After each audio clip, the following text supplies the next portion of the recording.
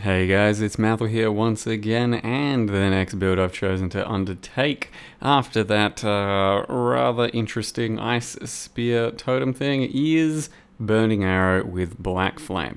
Now, part of the idea here is just to figure out if Blackflame is worth doing, and as you can see, it has some issues at the moment, because it's not working too well graphically. There are some slight issues with the Blackflame sort of flame that is purple. So instead of your ignites being regular red, they turn purpley, and you know, it's the name of the item, Blackflame. And on some certain monsters that have like auras or like specific totem type stuff, you get this big purple box. So it's a little bit annoying, but it is completely playable other than that. But the main point of playing it is to try and figure out if it's worth doing, at least in this version of a build, Burning Arrow Elementalist. Now it is my first Elementalist for the league, and quite possibly not anywhere near my last. There are a lot of builds you can do as Elementalist at the moment. It's a pretty strong ascendancy and also extremely versatile. This time around I'm trying to scale the Ignite using the Ignite node for the more fire damage, but also letting all of our damage ignite, thus using a Doomfletch Prism and scaling flat physical to then get all types of damage, and also an Series Flask for the Chaos, and then all of that gets turned into a big fatty Ignite. And so far, so good. I'm not sure it's particularly worth building this way, not sure it's particularly worth doing Blackflame either, but I'm trying to figure that out and see if it gets us anywhere. The idea behind Blackflame, or at least the strength of it, the supposed strength of it, is that you no longer have to worry about trying to get minus fire resist to enemies through whatever you're doing, combustion, elemental equilibrium, curses, etc, etc, and instead you just worry about the chaos portion of the resist, and then you get the big perk, the rather large benefit of wither totems, and wither hopefully being up 100% of the time, since wither will not expire on ignited enemies. And that means that the enemy will take up to about 100% increased chaos damage, whereas conventionally as a fire build they're not really going to take almost any increased fire damage. It's all up to scaling the negative resist on the enemy. So without having to do that, and then being able to just comfortably scale lots of burn damage through the Elementalist node, and just whatever damage you want turns into fire, it's pretty good. And so far I think we've got, you know, a good few million Burning Arrow DPS. You can see in this double Beyonded map some of these bosses from the Beyond just instantly melting, and it does feel pretty good. So the main thing to know about Blackflame is that you aren't scaling chaos damage at all. Just that all of the fire damage that you scale, you still scale it as a normal Ignite build, still get fire.multi, still get fire damage, elemental damage, all of that shit, and then what ends up happening is the enemy takes chaos damage. So chaos.multi isn't going to do anything, increased chaos damage isn't going to do anything, it's just simply that the enemy takes chaos damage after all is said and done. So all the difference is that you need wither on the enemy. So we are using golems in the build, we are still getting good amount of regen, good amount of attack speed and damage from the golems. You can use Elemental Aegis as a big defensive thing. I only just recently took my Uber Lab and I'm trying out the shock node, but if it feels right I might grab the Elemental Aegis for a bit of extra tankiness. It's not too much of an issue at the moment because Burning Arrow plays pretty damn defensively, and we have a rather good chunky amount of DPS, as you can see when we're just running around insta-burning anything. And Burning Arrow is, in the end, one of my favorite types of character to build. I've made maybe 4 of them or so in the past few years since some of the reworks, and it's very, very satisfying of a playstyle to run around, shoot a few arrows, play rather defensively when you need to, and get good damage over time at DPS. You can see that those purple squares are going to be somewhat annoying. They're always up on whatever totem is happening in Ritual, so if it's a Pain totem or one of them Fortress totems, you're going to get these big purple squares. res, and I thought it might be fixed by now with the latest patch, but not quite, and hopefully it gets fixed in the future. It doesn't seem to be too big an issue, because it is just the totems here. It's the Beyond Fire Guy SRS, and also any ghostly type mobs. That seems to be where it always happens. Yeah, it's a little annoying. Definitely dealable with. And ultimately, if it's not really worth using, could easily just turn this into a regular Burning Arrow build as an Elementalist without a Blackflame, still scale all of the regular -fire stuff, and then of course you could also use a Zoph's bow instead of a Doomfletch. Currently it might actually still be better than my Doomfletch build, my Doomfletch bow in my build, but I'm trying to force this Doomfletch thing as hard as humanly possible because I think it's a little bit more meme worthy, and also you can get a cheap 6-link for that a lot easier. So with all that said, enjoy that little bit of Ignite DPS in the Metamorph, but I'm going to jump straight into showing you how I built the character so far. So here is our character so far. I'm just now noticing that the aura is bugging out. Interesting. Level 88 Elementalist called Quinn's missing Ignite DPS. He made a Ice Crash Ignite character Elementalist, and it was not too bad, but was missing some Ignite DPS because it was very, very life-based, and just a few memes and stuff. Rest assured, love the guy, wish nothing but the best for him. Just a few memes here.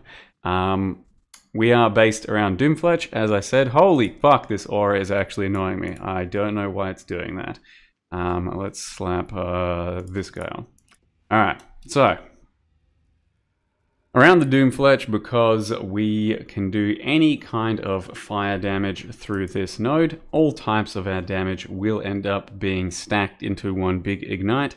And if fire is the primary, the biggest, then it's going to deal 25% more. And with Burning Arrow, it definitely will be, because the physical that we have gets converted to fire as well. So a lot of it is fire. You don't see the Doomfletch tooltip, gain 100% physical as extra damage of each element, but rest assured, it is there. Actually, I don't think you see the tooltip. No, you shouldn't.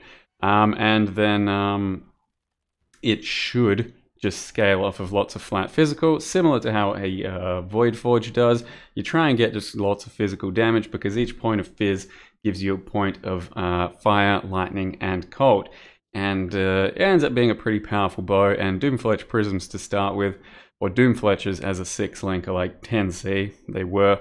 Doomfletch Prisms as a 6-link were like 30C, so it's a pretty nice option just as a good cheap 6-link.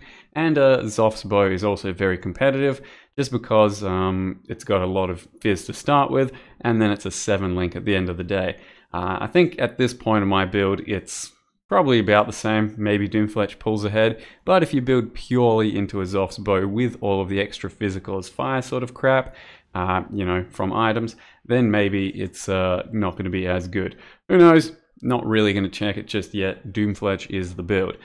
So we're using that. We are running Burning Arrow here. So Burning Arrow with Vile Burning Arrow. It has a secondary fire debuff that stacks up to 5 times, but also one very big ignite when you first hit with it. And it is all being converted. Well, rather than converted, it's all dealing chaos ignite damage at the end of the day through Blackflame. Reduces ignite duration, no big deal. Since you can keep reapplying pretty quickly and you still have a fairly long duration. But then enemies ignited by you take chaos damage instead of fire. So as I mentioned, you still scale everything the same. Fire, fire.multi, all of that. But then at the end of the day, enemies take chaos damage. And your wither does not expire on enemies ignited by you. So apparently that will still expire if you actually end up dropping your ignite. So if you are igniting an enemy, you get 15 stacks of wither up, and then your ignite drops off at some point, so do the wither stacks. So that's maybe going to be an issue in some fights, but hopefully it shouldn't be. And as I said, you can see we're scaling pretty conventionally, still just fire.multi, fire damage, generic damage from golem nodes, and generic golem damage there as well. And then the 2 fire clusters. So in this case, I've just got some slightly faster ignite, and then proliferation so that I don't have to use it in a support gem. So then the supports at the moment are GMP, pretty important just for a good amount of spread in the build. We then have chance to bleed, so that is purely for the physical damage, 39 to 58, 20% more added as well. I'm not 100% sure if that's just from the gem or from every source, but I feel like it's just from the gem, just for the fizz, who knows. Either way, it comes close to like doubling the fizz damage of the bow just right off the bat, so it is pretty nice to use. Early damage with attacks, Awaken Added Burning, and Awaken Unbound Ailments. And then for single target, sub out GMP, put in Deadly Ailments. Ideally, Awaken Deadly Ailments, much better than the non-awakened version. That's what we currently have.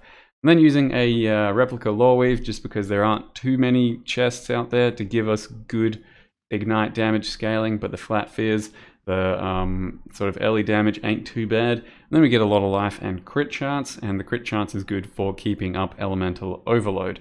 Running Blizzard Crown, a lot of flat cold.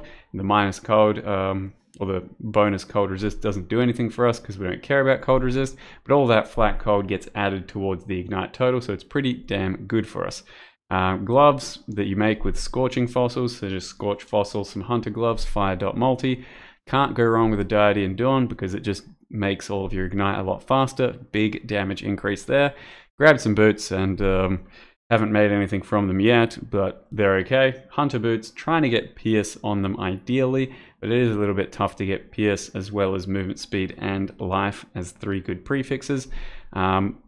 Steel rings, surprisingly easy to make with Despair on hit. So Steel ring, Hunter influence, and then just cast a spam through your harvest, and it's hitting Despair or Ellie weakness just about every single hit.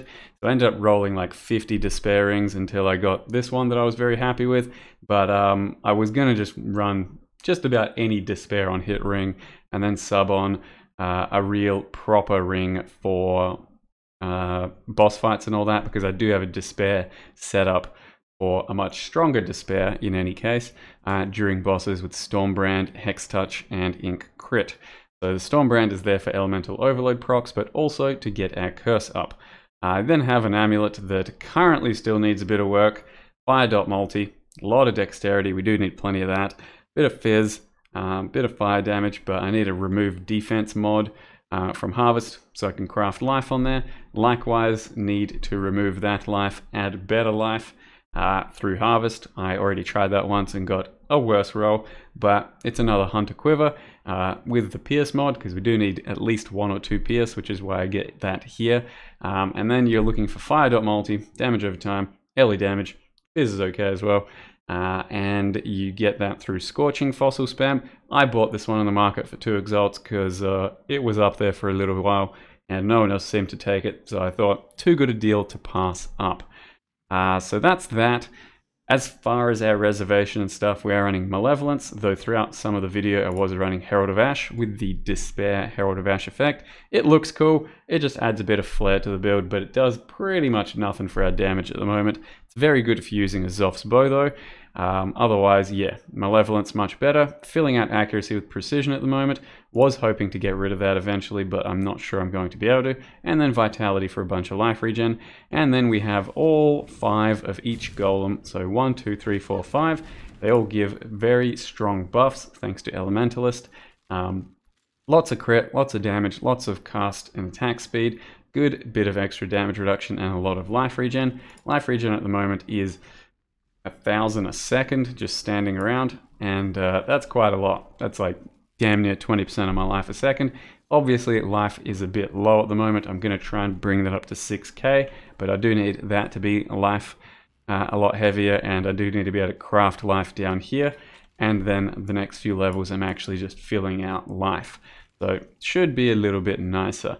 As for the passive tree, the first 2 things we grab are these, then we went the golem nodes, then the last 2 nodes are very much up to interpretation. You can slow everything with chills, you can get a bit more damage, 20% increased with the shock, or you can grab Aegis for just a bunch more thickness. And I'm going to try it out, see if it's worth it in some content, but for the most part I think I want the increased damage.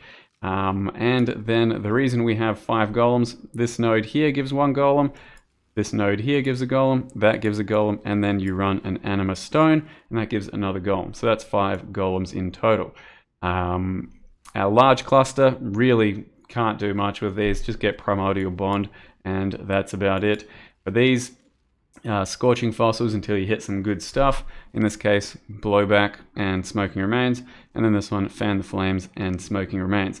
Scorching fossils on the 5-dot multis, super easy to get some sort of good rolls happening. Grab some life small clusters here, and in this case just got peace amidst chaos for some extra regen.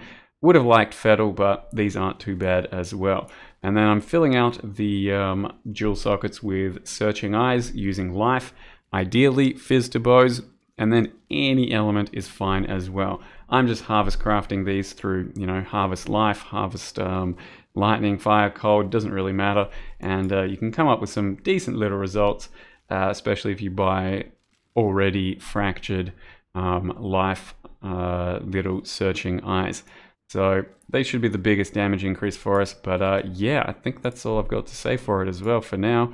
Series Fast gives a lot of damage because Fizz's Chaos, Ellie's Chaos gives us plenty since we have some of both, a bunch of that. And then it all turns into Chaos in the end, sorry, into Fire in the end, and gives us burn damage. Whew. Don't think there's much else to say about all of this. It's good stuff. Make sure you get a Wither Totem setup if you're doing the Blackflame version. But you can see here, currently about, hold on, didn't tick shocked. There we go. 20. Yeah, something like that. 5.8 million with 5 arrows up. I think the secondary debuff from Burning Arrow is also doing chaos damage. That's what I think is happening. Can't 100% prove it, but it didn't feel worse swapping from Elemental Equilibrium and Fire base to the Chaos base. It still felt like I was gaining damage for Chaos for both of them, so I don't know. I think that's how it works. If it doesn't work that way, it does make it quite a bit more scuffed, but I think it's still good at the moment. We'll see how it goes in the end game as I progress in the next few levels. Hopefully I got some good news for you in the next video. Thank you very much for watching, and see you next time.